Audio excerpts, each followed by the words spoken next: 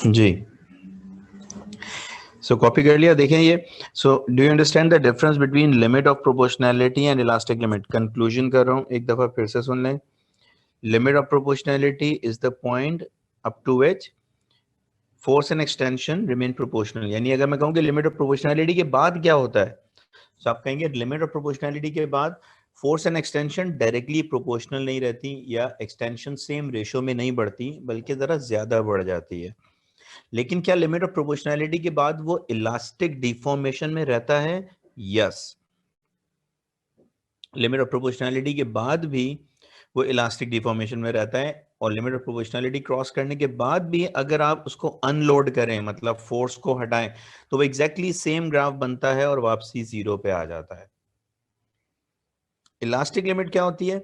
अगर आपने limit of proportionality के बाद थोड़ा और एक्सटेंड कर दिया, so now object crosses the elastic limit. Elastic limit cross करने के बाद क्या होता है? It's no more in elastic deformation. अब वो इलास्टिक डिफॉर्मेशन में नहीं रहता, अब उसमें प्लास्टिक डिफॉर्मेशन स्टार्ट हो जाती है। We use the word plastic for that. ये जो डिफॉर्मेशन है, this is plastic deformation. Black से जो मैंने कलर कर दिया है, ये प्लास्टिक है। इलास्टिक से पहले पहले, इलास्टिक लिमिट से पहले पहले इट हैज इलास्टिक डिफॉर्मेशन। ये पूरी, this is elastic deformation.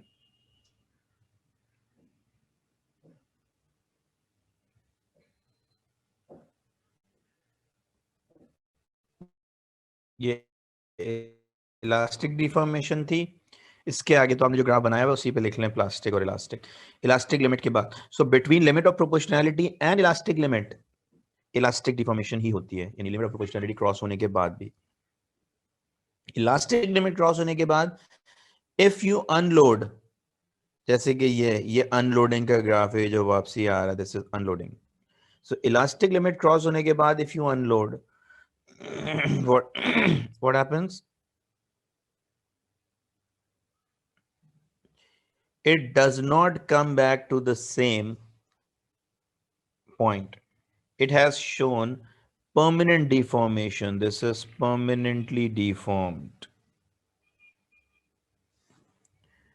So graph of loading and unloading, different. Loading means force add करते आ रहे हैं, unloading means you are removing the force. So loading and unloading का जो graph होता है, they are different. ये भी लिख लेंगे हम elastic limit में। मैं अब नई वो शेयर कर रहा हूँ screen.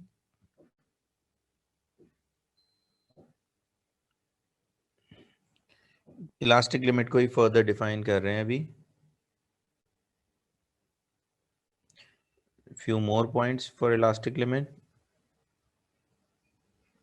Beyond elastic limit, graph of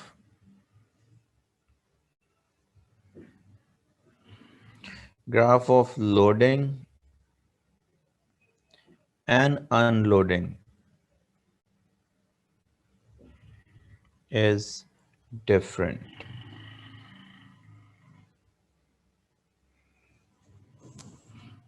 right? Because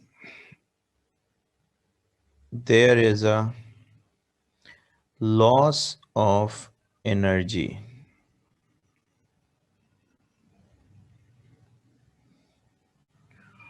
All the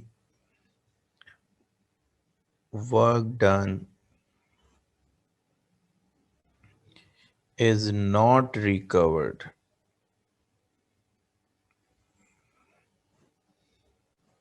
beyond elastic limit, but within elastic limit it is recovered, right? So these are the points of elastic limit. Elastic limit के beyond it shows plastic deformation. ये भी लिख सकते हैं, beyond elastic limit material shows plastic deformation.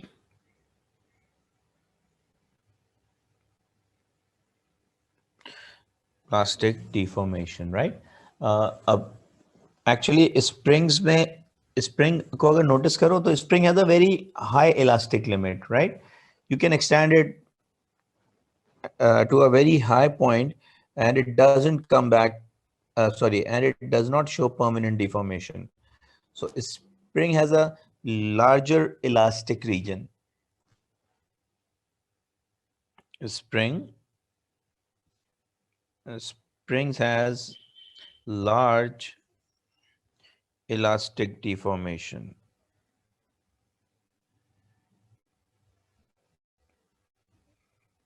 Or larger elastic region, you can say. While if you see copper, aluminium, wires don't have that much elastic region.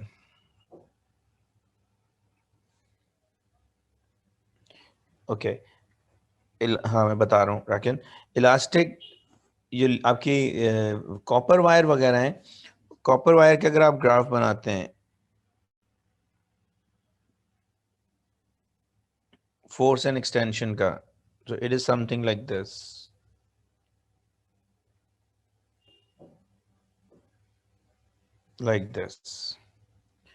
यानी elastic में extension बहुत कम हो रही है, this is only elastic deformation, बस इतनी सी, और बाकी ये सारी आगे की जो आपकी है दिस इज प्लास्टिक डिफॉर्मेशन। तो लार्ज प्लास्टिक डिफॉर्मेशन होती है कॉपर में, थोड़ा सा बहुत मामूली सा थोड़ा सा एक्सटेंशन तक वो इलास्टिक रहता है, पर उसके बाद जो है वो कंप्लीटली परमानेंट डिफॉर्मेशन शुरू हो जाती है। आपने नोट किया होगा कॉपर वायर को आप स्ट्रेच करें तो इलास्टिक लिमिट उसकी बहुत जल्दी आ जाती है, बट हमें इनफैक्ट समटाइम तो पता भी नहीं चलता, हम उसको खींच रहे होते हैं इलास्टिक डिफॉर्मेशन आ जाती है। अच्छा, ये जो मेटल के स्टील की थोड़ी ज्यादा होती है, स्टील के scale you must have noticed, steel के जो स्केल्स हैं आप उनको बेंड करें थोड़ा सा तो वो भी स्ट्रेचिंग में ही आता है, तो ये बैंडेड वो वापसी चला जाता है, that is with in the elastic limit. थोड़ा और बेंड करें, छोड़ दें, फिर वापसी चला जाएगा सेम उस पे, right? But you if you bend it a little more, you see वो कंप्लीट वो परमानेंटली बैंड हो जाता है, दैट इज के उसकी इलास्टिक लिमिट क्रॉस हो गई है अब। ठीक है, होता क्या है, दैट इज एक्चुअली ऐसा राकिन पूछ रहे हैं कि इलास्टिक लिमिट के बाद क्यों वापसी नहीं आता, तो दैट बेसिकली उसका स्ट्रक्चर होता है, हर मटेरियल का अलग स्ट्रक्चर होता है, इसलिए हर मटेरियल की इलास्टिक लिमिट डिफरेंट होती है। बेसिकली देयर आर एटम्स की layers in in the material, in any atoms, right, in any substance, in any material there are atoms, so ये red, these are different layers. When you stretches what happens, suppose आप किसी ना किसी एक layer पे force लग रही होती है वो, या दो तीन लेयर के ऊपर, सो सपोज इस लेयर पे फोर्स लग रही है, so when you stretch it what happens some time, मैं इसको नीचे शो कर रहा हूँ कि ये एटम थोड़े से इधर शो कर रहा हूँ मैं इनको, रेड वाले वहीं रहे, ब्लैक वाले लेयर आगे चली गई, it's something like this.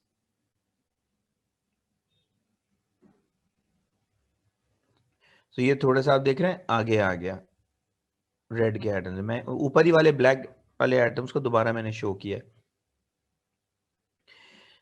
But they are still connected to these red atoms, right? ये इसी से कनेक्टेड है, ये इसी से कनेक्टेड है, ये इसी से कनेक्टेड है, दैट्स व्हाई जैसे ही आप इसको छोड़ते हैं ये एटम की बॉन्डिंग वापसी इसको पुश कर लेती है और ये वापसी अपनी अपनी पोजीशंस पे आ जाते हैं।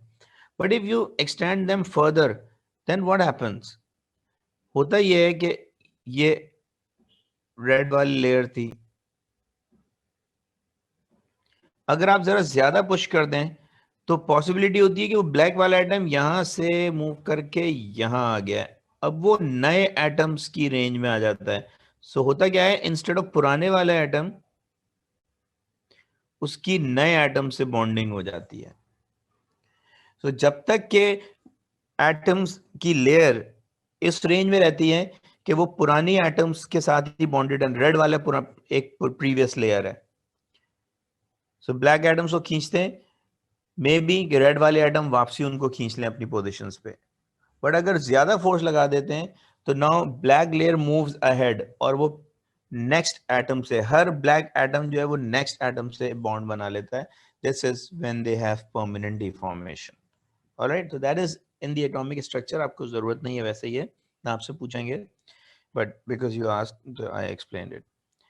Okay, so this is what elastic limit and then अच्छा अब इसमें work done का बहुत काम है. Work done, elastic energy, strain energy. So let's see. ये तो खैर जरूरत नहीं थी आपको इसकी, अगर हमने कॉपी करना था तो कर लें, otherwise you don't need it.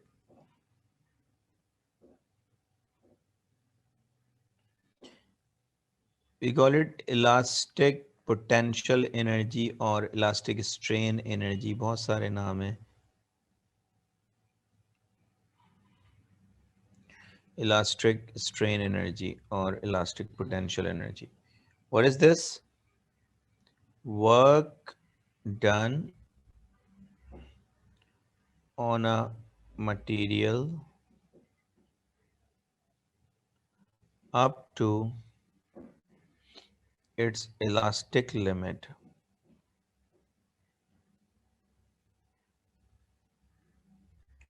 is stored in the material as its strain energy, elastic strain energy or elastic potential energy.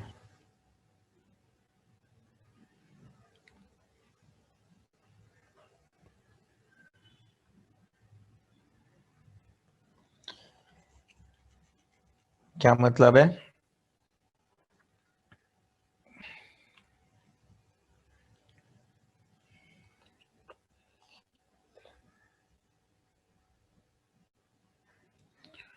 So you have this graph, it's a straight line, elastic limit, and then this is limit of proportionality, but elastic limit is somewhere here.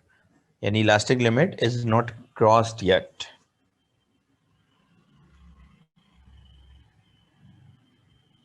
Extension या length का होता तो same graph होता, बस आगे से start हो रहा होता, you know that.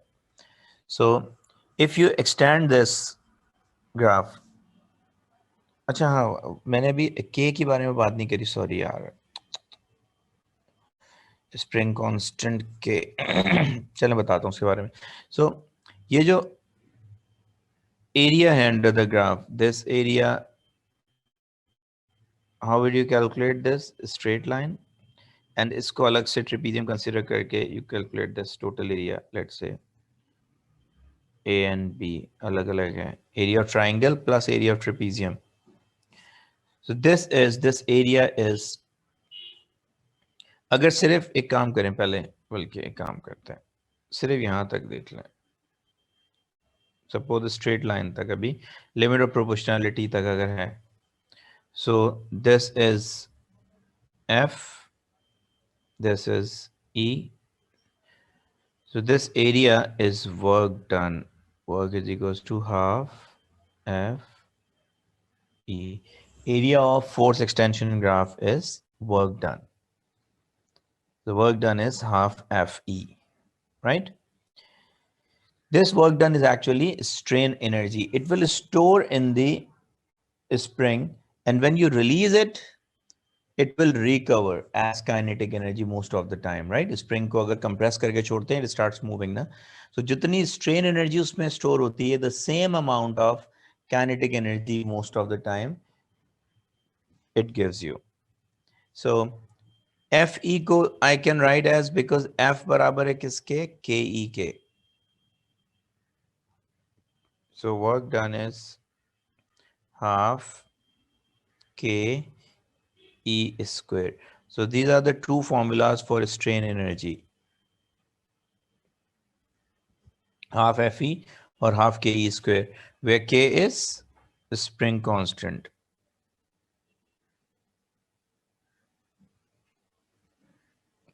It shows stiffness.